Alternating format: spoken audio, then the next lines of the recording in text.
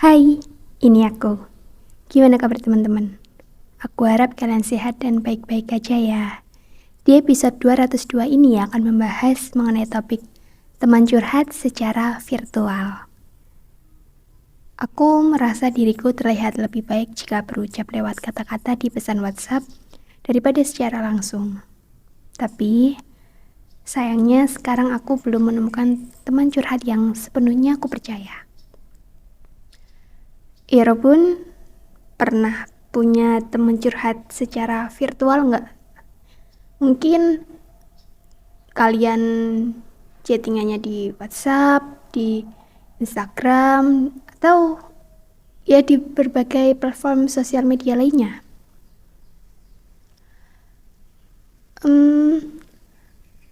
Aku mau cerita ya.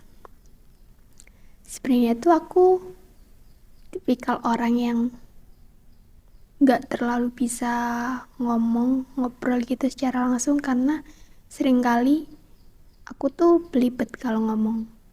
Tapi di sisi lain tuh sebenarnya aku suka kalau ngobrol gitu sama orang, entah yang aku kenal atau enggak gitu. Tapi karena aku tahu aku punya keterbatasan, aku takut aja gitu kalau misal aku cerita malah bikin orang yang dengerin tuh bingung gitu, nggak bisa nangkep apa yang aku maksud karena mungkin kata-kataku belibet, nggak jelas gitu. Makanya aku lebih seringnya tuh kalau misal sama teman-teman gitu ya, kalau curhat ya di WhatsApp gitu, karena lebih bisa ini kan fleksibel waktunya juga.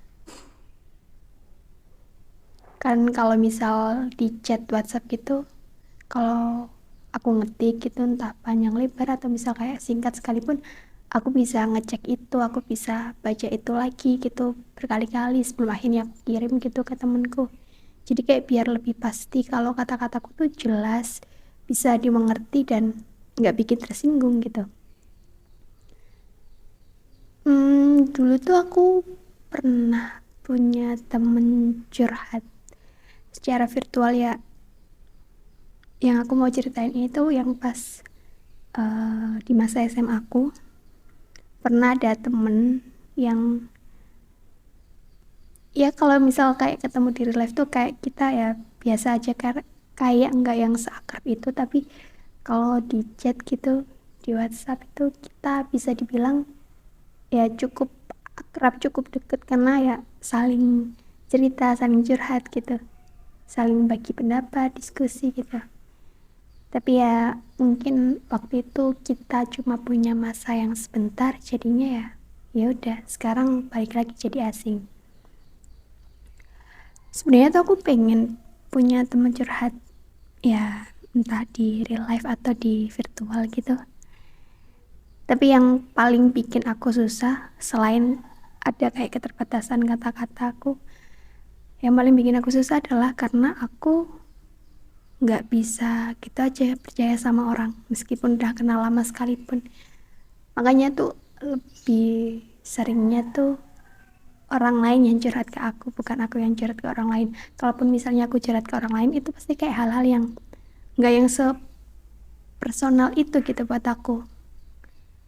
Karena kalau misal aku ada masalah yang bener-bener personal gitu, seringnya sih aku keep sendiri ya, karena aku bingung mau cerita ke orang lain gimana, dan ya udah overthinking duluan gitu.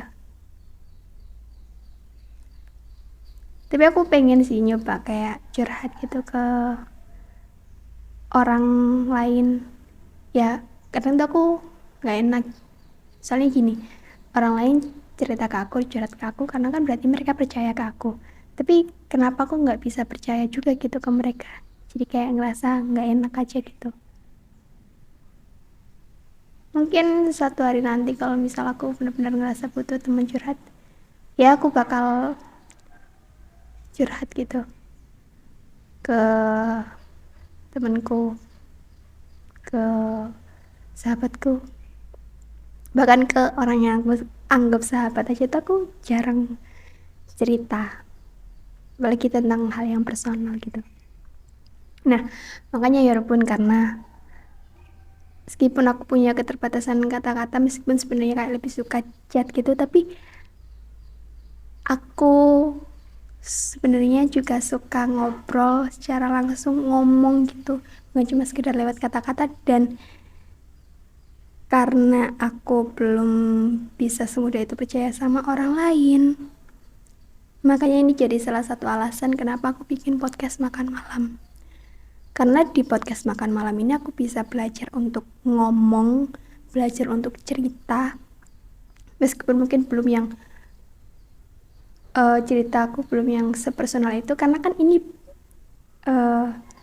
ya walaupun aku nggak tahu siapa aja yang dengerin ini, siapa aja orang di luar sana yang dengerin ini, tapi ya aku harus mikir berulang kali kalau misal mau cerita hal yang personal, karena cerita hidupku bukan, aku nggak mau cerita hidupku tuh jadi konsumsi publik gitu. Makanya yang bisa aku ceritain ya emang hal-hal yang bisa aku ceritain gitu, maksudnya bukan yang sepersonal itu juga gitu, kayak sharing pengalaman atau apa gitu. Tapi aku seneng ada podcast makan malam ini. Aku bisa belajar buat ngomong, belajar buat cerita, belajar buat nyusun kata-kata. Kadang pas rekaman itu ada skripnya, kadang juga nggak ada skripnya. Belajar bikin skrip, belajar ngomong langsung tanpa skrip. Ya, aku seneng gitu bisa punya podcast makan malam ini. Dan Yorobun adalah teman curhatku secara virtual. Terima kasih untuk Yorobun di luar sana yang udah mau dengerin curhatanku. Mungkin sering kali ya, bukan kadang, omonganku ada yang gak jelas, ada yang kayak belibet gitu. Tapi semoga Yorobun bisa nangkap apa yang aku maksud gitu. Terima kasih Yorobun Terima kasih Yorobun udah jadi temen curhatku. Terima kasih. Ya udah segitu dulu ya. Jangan lupa makan malam. Sampai ketemu di episode selanjutnya. Enjoy your dinner ya Robun.